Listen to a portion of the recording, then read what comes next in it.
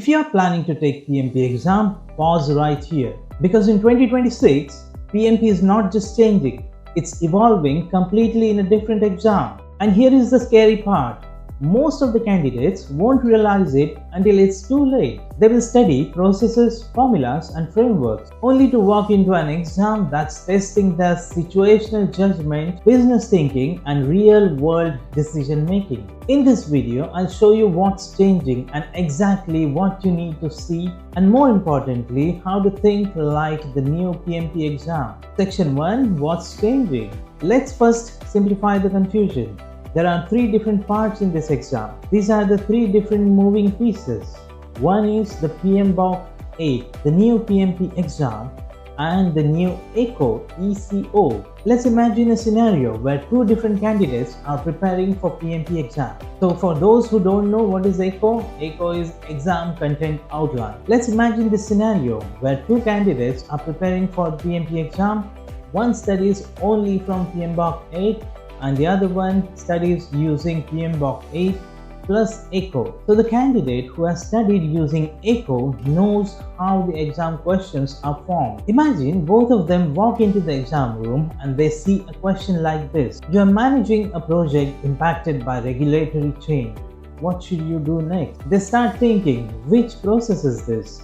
Where does it fit in PMBOK 8? The second candidate thinks, what is the business benefit given the uncertain scenario? The second candidate is more aligned with ECO and is more likely to pass. That's the difference. Section 2. PMBOK 8. In PMBOK 8, PMI is trying to bridge the theory and practice. Instead of forcing you into rigid structures, it's giving you tools to adapt. Let's make this real. Imagine you are managing a digital transformation project. In the past, you might strictly follow initiating, planning, executing, monitoring, and controlling, and closing. But now you might start with high-level planning, move into agile sprints, pause to reassess the business value, and then on the basis of your assessment, pivot to the direction of the project. Now PMBOK 8 supports that flexibility. Here is another example. Let's say your stakeholder has suddenly changed the priorities midway in the project. The old thinking is submit the change request and follow the process. In new thinking, you need to reassess how the change impacts the value delivery of the project. Is the pivot really justified? So PMBOK 8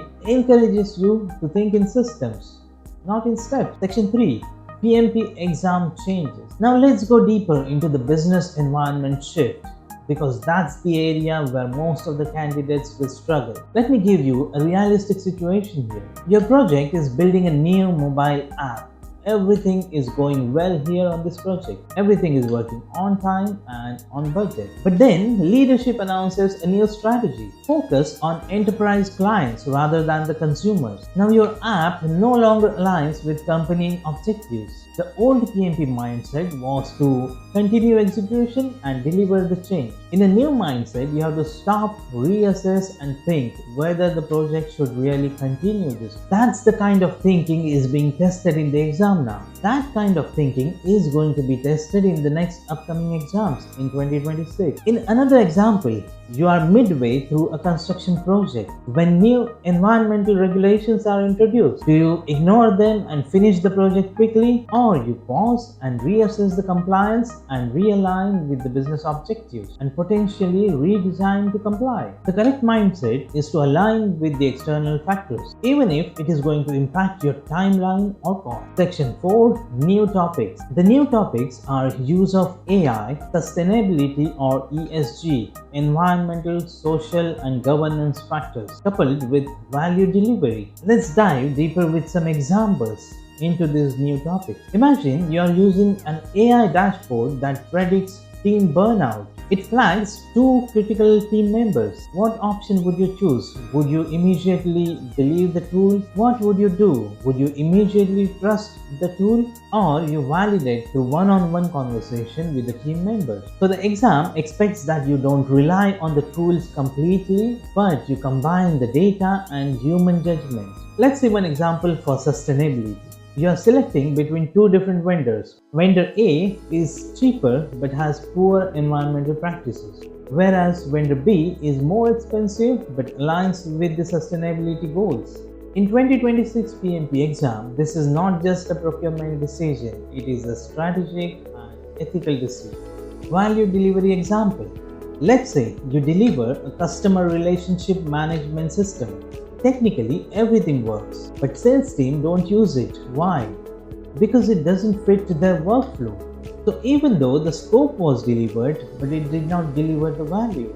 That is the level of thinking PMP exam expects this time. Let's go even deeper with additional scenarios. Section 5 Sample PMP questions. Question 1. A stakeholder requests to add a feature in the project that increases the customer satisfaction but delays the project by 2 weeks. What should the project manager do? Option A. To reject the request to maintain schedule. Option B. Accept the request immediately. Option C.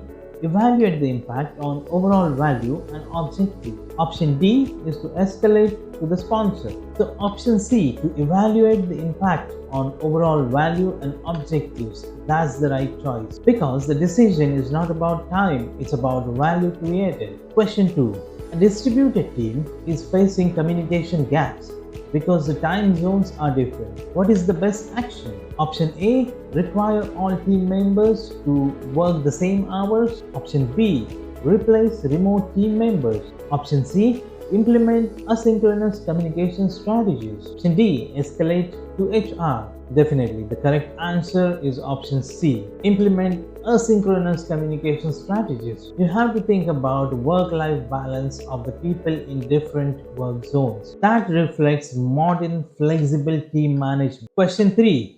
A project is delivering value, but the stakeholders are constantly changing the priorities. What should the project manager do now? Option A is to lock the scope completely. Option B, to accept all changes. Option C, implement a structured prioritization approach. Option D, escalate stakeholder behavior. Correct answer is option C, to implement a structured prioritization approach that will balance the flexibility and the control. Question 4. An AI tool has recommended cutting team size to reduce the cost, but this may impact the quality. What should the project manager do? Option A, follow the AI recommendation. Option B, ignore the AI. Option C, analyze the trade-off and consult the stakeholders. Option D, immediately escalate. Definitely, the correct answer is option C, analyze the trade-off and consult the stakeholders. With that, you are going to integrate the data and human judgment before you take any decision. Question 5. A project meets all the KPIs but is cancelled by the leadership. Why is that so? Let's look at the options. Option A, because of poor scheduling. Option B, lack of stakeholder engagement. Option C, misalignment with strategy. Option D, risk management. I think the correct answer has to be option C, misalignment with strategy. Assessing the project continuously and then evaluating whether the business value that it is supposed to create is still valid. That is pure business environment thinking. Section 6. Should you take the PMP exam now? Let's make this decision clearer with more scenarios. If you are someone who relies more on clarity, structure and defined steps, where you can say first I do this, then I do that, then you will be more comfortable with the present examination. But if you are a person who naturally thinks like what is the best course of action in this scenario or what will create more value in this particular situation, then the upcoming changed examination in 2026 is for you. Also, you need to consider whether you have been using PMBOK 7 till now and you have done quite a lot of reading, quite a lot of practicing with the exam questions. Then you should go with the current examination. Don't wait for the June exam to come up. But if you have read the PMBOK just once, that will form your foundation. Just wait, grab a copy of PMBOK 8 and start reading that and preparing for the new format. So PMP is no longer testing what you can remember. It is testing how you can think. And the candidates who can adapt to this shift will have massive advantage. If this video has given you clarity about the upcoming PMP exam changes in 2026, please subscribe to PMX Hub for more content on PMP exam and project management. please follow PMX Hub on Facebook, YouTube, and Instagram. I will see you in the next video.